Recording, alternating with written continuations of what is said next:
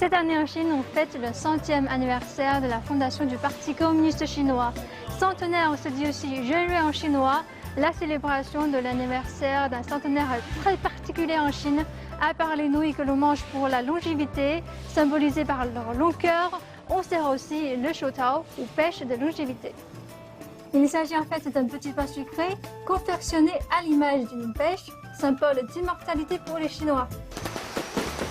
D'habitude, on le sert à tous les invités lors de l'anniversaire d'une personne âgée pour signifier le respect et pour leur souhaiter une longue vie prospère. Pour cet épisode de Secret des chefs, le chef Tuiro va nous expliquer la confection de cette pâtisserie chinoise. Allons tout de suite à sa rencontre. Je m'appelle Xiu Yunhe et je viens de Mongolie intérieure. Je suis actuellement le gérant de la succursale de Xianyuko du restaurant Tin Fang. J'ai commencé à apprendre à faire des fleurs en pâte à l'âge de 18 ans. Ça fait maintenant plus de 10 ans. C'est un grand chef du restaurant Lao Zhenxing qui m'a enseigné la préparation des pêches de longévité. Ensuite, au cours de plusieurs années de recherche et d'apprentissage, j'ai progressivement maîtrisé d'autres sujets tels que les lingots, les pommes, les grenades, les poissons et les 12 signes du zodiaque chinois. Bonjour chef Tio, je suis venu apprendre surtout la fabrication traditionnelle des fleurs en pâte. Très bien. La fleur en pâte est une sorte de sculpture. C'est un art populaire traditionnel à base de farine. Sa première mention historique doit remonter à la dynastie des Han il y a plus de 2000 ans. Son origine remonte au sacrifice parmi le peuple. C'était une coutume d'utiliser des animaux en pâte au lieu d'abattre des bœufs et des moutons. Cette tradition est encore populaire autour du bassin du fleuve Jaune. Dans quoi excellez-vous le plus? La pêche de longévité, je pense. Avant, on utilisait des pêches fraîches pour les célébrations d'anniversaire des personnes âgées. Maintenant, on choisit des pêches en pâte. Autrefois, on ne trouvait des pêches qu'en été. Celles en pâte, par contre, se produisent toute l'année. La pâte est blanche, la farce savoureuse et la texture moelleuse.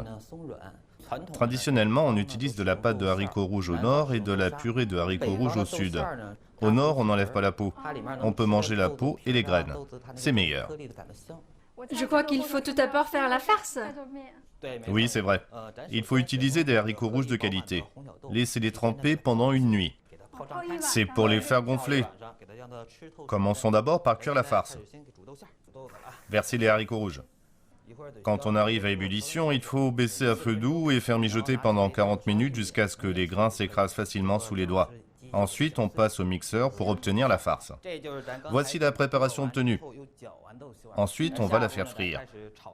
Versons un peu d'huile. L'huile de cuisine convient. Après la friture, la farce de haricots rouges est plus parfumée et plus facile à conserver. La prochaine étape est le sucre. C'est un mélange de cassonade et de sucre blanc? Oui, c'est ça. Le sucre roux rehausse le parfum, mais sa douceur est plus faible.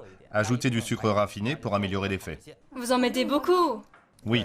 Pour 500 g de haricots crus, il faut 150 g d'huile et 300 g de sucre. Ce sont donc les proportions? Oui. Il faut avoir une constance dans le goût. On peut sentir un peu l'odeur du sucre brun qui ressort déjà. Il ne faut pas faire frire très longtemps, sinon il y aura l'amertume. Mettez la farce dans la marmite et faites mijoter lentement. Touillez légèrement et continuellement. Maintenant, je peux sentir l'odeur de cassonade, c'est parfumé. Pour faire une pêche de longévité, il faut que la farce soit plus pâteuse. Sinon, la pêche perdrait sa forme. Après plus de 20 minutes de cuisson, notre farce de haricots rouges est faite. Il faut la faire refroidir. Après, mettez-la au réfrigérateur pour continuer le processus. Une farce consistante et plus facile à envelopper. Combien de temps, Fréco? Presque 2 heures. Ok. Que fait-on ensuite? Je vais préparer la pâte. Commençons. On va faire la pâte. Chef, par quoi commencer? Pour la pâte, il faut d'abord préparer les colorants, car on exige qu'ils soient naturels. Pour le vert des feuilles, on a besoin de jus d'épinard. Pour le rouge, on a besoin de betterave. Pour le jaune, on a besoin de purée de citrouille.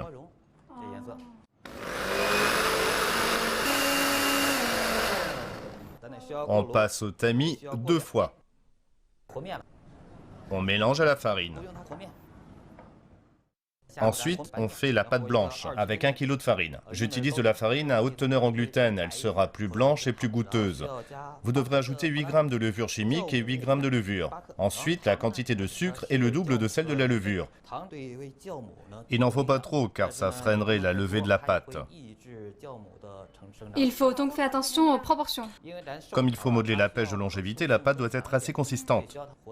Assez consistante? Oui. Lors de la préparation de la pâte, il faut bien respecter les proportions. proportion pour l'eau et la farine? Il faut 500 g de farine pour 20 centilitres d'eau. Diluez bien la levure pour... Pour l'activer? Oui, c'est ça.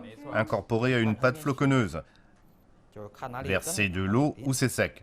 Ne cherchez pas à avoir raison de la pâte. Quand vous sentez qu'elle est très élastique, laissez-la reposer un peu. Quand elle devient meuble, vous pouvez la travailler à nouveau. Il faut la pétrir 2 ou 3 fois.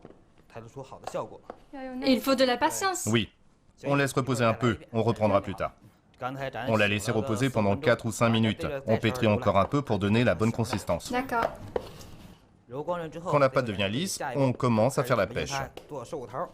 Bien. Faisons d'abord ces feuilles.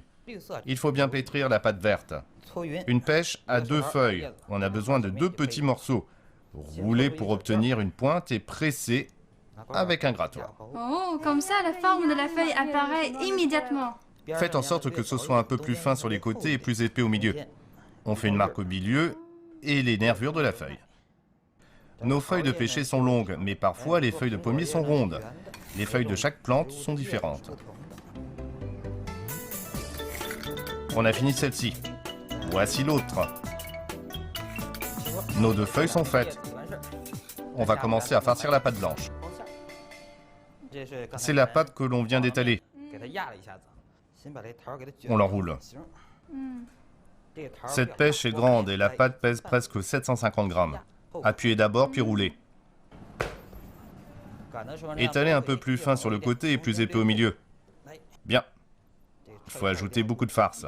750 grammes de pâte pour 400 grammes de farce. Le poids total est environ 1,15 kg. Il faut bien serrer l'ouverture. Ça ressemble à une fleur. On sert bien. Enlevez le reste. Tournez l'ouverture vers le bas, jetez sur la table. Ensuite, modelez la pêche avec les 2 mains. Utilisez bien les doigts, de bas en haut, petit à petit. Enfin, formez la pointe de la pêche. Ça ressemble un peu à une bouse de bambou. C'est cette forme pour l'instant.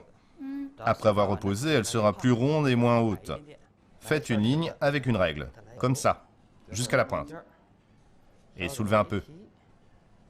On va coller les feuilles. Vous pouvez tremper ces 2 côtés dans un peu d'eau, qui a un effet collant. Voilà une feuille à gauche, l'autre à droite. Ensuite, on va composer le caractère longévité. C'est autour de la pâte rouge. Y a-t-il une longue histoire derrière la composition de ce caractère? Oui, exactement. Comment dire? Ça s'est transmis de génération en génération. Couvrez et laissez le tout reposer pendant 20 minutes dans un endroit tiède.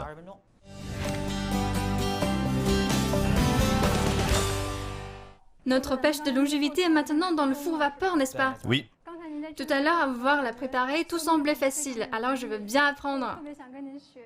je vais faire une carpe en pâte. Voulez-vous apprendre? Très bien, pour le poisson, on utilise de la pâte jaune. Oui, le jaune doré représente la richesse. D'abord étalé pour obtenir une fine épaisseur. Aujourd'hui, j'ai choisi de la pâte au sésame noir. J'en prépare 2 morceaux.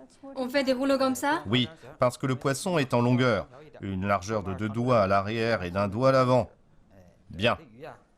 On coupe en donnant une forme arrondie. Ensuite, appliquez un peu d'eau ici. Ainsi, ça collera mieux. Maintenant, on enroule la pâte. Chaque fois que vous faites un tour, poussez un peu vers l'avant pour que ça tienne bien. Je rate dès la première étape. Donnez-moi un coup de main.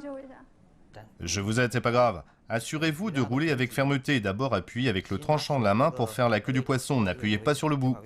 On fait un renfoncement. Oui, faites un petit renfoncement et roulez pour effiler. Oui, c'est très bien. Bon, Avec la paume, on appuie sur cette partie pour faire la queue. Tirez légèrement vers la gauche. Ici, c'est naturellement effilé. Ça s'allonge davantage. Pressez plusieurs fois, n'appuyez pas trop fort et en une seule fois. voilà une belle queue de poisson. Allez, on fait une petite entaille. Essayez. Voilà. Étalez un peu pour arrondir les bords. Ensuite, on trace des lignes sur la queue du poisson. Je n'arrive pas à la faire aussi régulièrement. C'est pas grave, ne vous inquiétez pas. Il suffit de marquer les lignes, pas besoin d'appuyer profondément. Regardez, voilà notre queue de poisson.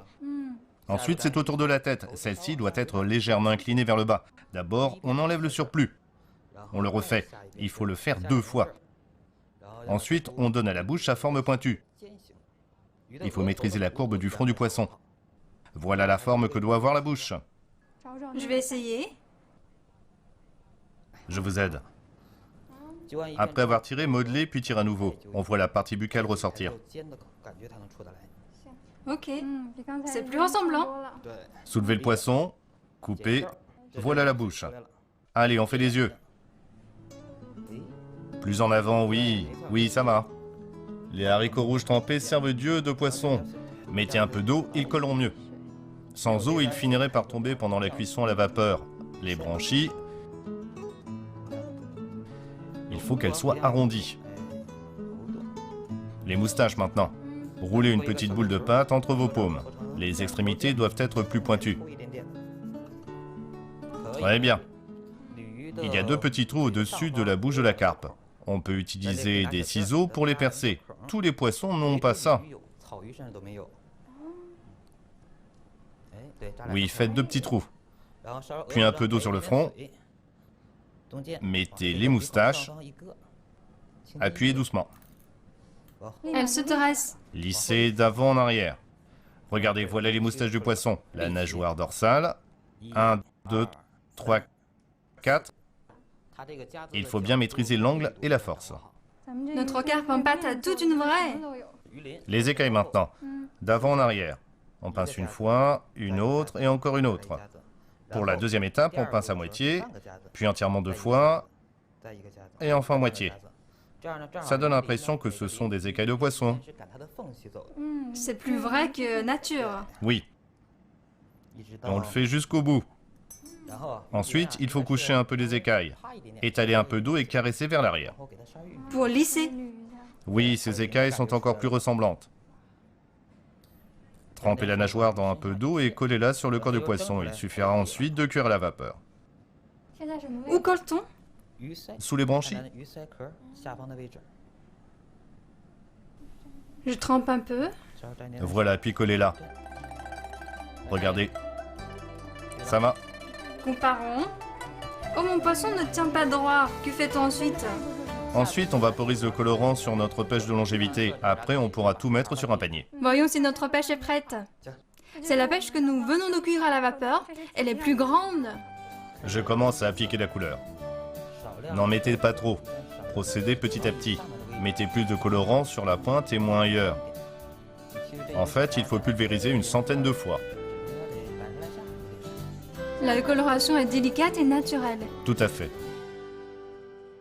Eh bien, devant nous se trouve la pêche d'anniversaire que nous, les Chinois, utilisons pour célébrer les centenaires. Bien, allons-y goûter. Là, on passe à une étape encore plus intéressante, la dégustation.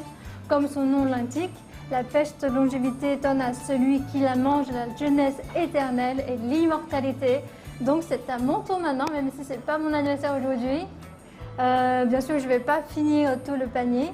Je vais prendre une petite pêche de longévité. Au premier abord, ça ressemble tout à fait à une vraie pêche, la forme donne envie de croquer dedans. Regardons l'intérieur de la pêche. Il y a de petites alvéoles différentes du pain français qui a tendance à avoir un alvéolage beaucoup plus visible. Goûtons.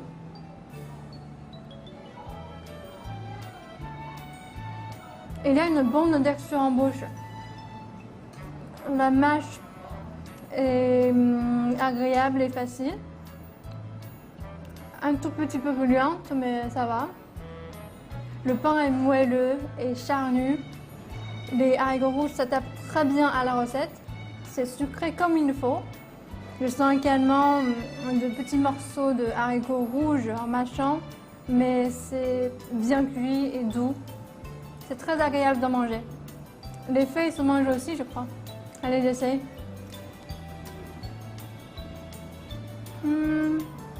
C'est pas mal, je sens légèrement un goût d'épinard, mais c'est presque imperceptible, on le devine quoi. C'est ainsi que se termine cet épisode de Secret des chefs. Vous savez maintenant quoi manger si vous voulez fêter votre anniversaire à la chinoise. On se dit à très bientôt pour de nouvelles recettes inspirantes.